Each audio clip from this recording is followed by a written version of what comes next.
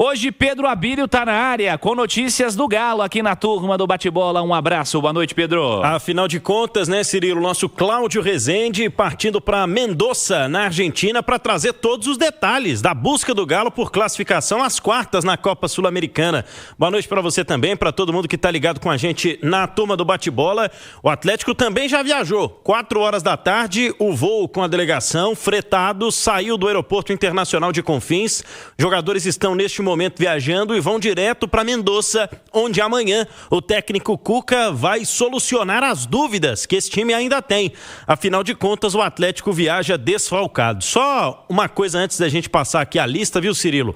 O Atlético vai emendar a logística. Os jogadores do Galo vão na sexta-feira de Mendoza direto para São Paulo, onde o time enfrenta no fim de semana o tricolor paulista pelo Campeonato Brasileiro. Ou seja, o Atlético não vai ter reforço nessa delegação que viajou e tem um problema que a gente não estava contando, viu, Cirilo? Problema novo para a delegação do Atlético, mesmo estando no banco de reservas frequentemente, né? Mas é o Bernard. O Bernard está fora, a ausência dessas viagens por causa de uma cirurgia odontológica que ele precisou fazer hoje com urgência. O Atlético vai divulgar mais tarde mais detalhes, né, sobre essa situação, mas o jogador teve que fazer essa cirurgia odontológica, não fica à disposição nem para o jogo contra o Godoy Cruz e nem para o jogo contra o São Paulo. No fim de semana vai se recuperar. O mesmo acontece com Lianco e Saravia, que já estavam no departamento médico. Hoje foi, pela manhã, um dia de atividade tática no CT e os dois estiveram na fisioterapia apenas. Como os dois jogadores estão no DM, o Galo com essa conta do chá para o sistema defensivo e não só na zaga, né, mas para a lateral também apenas 3 opções. O Atlético viajou com os goleiros Everson, Gabriel Delfim e Robert. Tem para as laterais o Caio Paulista, o Guilherme Arana e o Natanael. É a única opção de ofício para a lateral direita. O nosso Ale Oliveira até falou mais cedo no Rádio Esportes.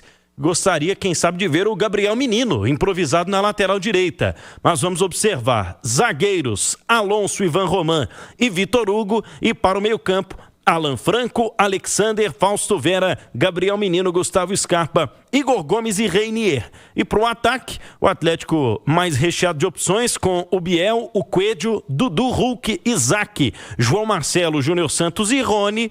A expectativa, né, para ver como o técnico Cuca vai montar esse time para o jogo de quinta-feira e o que o Atlético vai ter ainda, né, de peças disponíveis para o fim de semana. Hoje foi mais um dia que se passou sem o Atlético oficializar a contratação do Juan, zagueiro de 26 anos que está vindo por empréstimo do Sassuolo. A situação, pelo que a gente apurou, já está bem encaminhada com relação à produção do contrato e à assinatura deste contrato também. Agora o Atlético trabalha no anúncio, mas hoje nós falávamos mais cedo, viu, Cirilo, que a nossa colega Laura Rezende, no GE. Globo, publicou que o Juan ainda vai precisar de cerca de um mês para estar 100% fisicamente. Isso quer dizer que ele não vai jogar de imediato? Imagino que nas próximas semanas não, mas pode ser que ainda vá precisar desse período para estar bem, por exemplo, para começar um jogo como titular. Ou seja, vinha realmente de lesão lá na Itália. Fez pelo São Paulo 23 partidas, né, no empréstimo durante o ano passado. É um jogador que tem uma minutagem baixa nesse período de futebol europeu e ainda com esse agravante. Vamos observar como vai ser o próximo passo do Atlético. A última atualização, curiosamente, foi do Barbeiro, né, que cortou o cabelo do Juan ontem e publicou nas redes sociais: boa sorte no Galo. Ou seja, ele continua aqui em Belo Horizonte desde a quinta-feira da semana passada, mas ainda não foi oficializado por detalhes pelo clube, Cirilo. Chama muita atenção. Então o rapaz está chegando e não foi anunciado ainda. Pode ser qualquer coisa, mas ainda não está treinando. Ainda não está treinando e não vai estar pronto para chegar de imediato e jogar. A apuração seria essa, então. Isso. Então tá, né? Vamos ver como o Galo está conduzindo esse sistema defensivo aí. E diria meu amigo Mário Henrique Caixa, livrinho de orações aberto para o sistema defensivo do Galo aí, porque os próximos dias serão complicados. 3 zagueiros para o fim de semana. Exato. Aliás, fim de semana não, para o meio de semana, né? E 2 para o fim de semana, porque o Alonso está suspenso. Exatamente. E aí, imaginando, né, que ele pode ir com o Ivan Roman e o Alonso novamente contra o Godoy Cruz e colocar o Vitor Hugo no fim de semana. E ainda tem essa situação da lateral, né? De ofício, só o Natanael mais uma vez. Vamos ver se ele vai utilizar alguma improvisação. O Coelho, né, que chegou durante algumas partidas a jogar por ali, e o Gabriel Menino, que já fez essa função outras vezes, não no Galo, mas já também foi da lateral direita, quando no Palmeiras, Cirilo. Vinícius, sobre o Atlético, quinta-feira tem jogo importante contra o Godoy Cruz pela Copa Sul-Americana. Queria sua análise sobre o momento, como esse momento gera ou pode vir a gerar algum tipo de preocupação para o duelo de Copa Sul-Americana, depois para pensar em Copa do Brasil também, como você encara o momento do Galo? Futebol muito dinâmico, né? As coisas mudam muito rápido. Após a eliminação sobre o Flamengo, parecia que o cenário mudaria completamente, né? Que seria o Atlético numa completa ascensão, de muita paz. Só que é um Atlético que oscila muito no desempenho e o brasileiro evidencia muito isso. Porque o Atlético até aqui não engrenou na temporada. Continua vivo nas 3 competições, os resultados, principalmente nas Copas, eles são bons, mas é um Atlético que, até mesmo durante as partidas, ele vem oscilando. Faz um primeiro tempo bom, um segundo tempo ruim, às vezes o contrário. E o jogo de quinta-feira, ele impacta diretamente também no jogo da Copa do Brasil. Uma eliminação, você já imaginou, né? O caos que vai ser, o Cuca já vem sendo muito pressionado e questionado pela torcida, em certa razão. Então o jogo de quinta-feira é fundamental no momento, não tem que pensar na partida da Copa do Brasil contra o Cruzeiro, foco total, porque é um jogo dificílimo. O Atlético é superior ao Godoy Cruz, mas o primeiro tempo na Arena MRV, a gente não viu essa superioridade prevalecer. O Atlético foi dominado pelo Godoy Cruz. Fez um bom segundo tempo e conseguiu a virada, que é uma vantagem, mas é mínima. Então, todo cuidado é pouco. Precisa entrar muito concentrado para sair de lá classificado. Simões, como é que você projeta esse próximo recorte de 10 dias do Atlético com lesões importantes, com ausências de suspensão no fim de semana e com um futebol que tem deixado a desejar, né, Simões?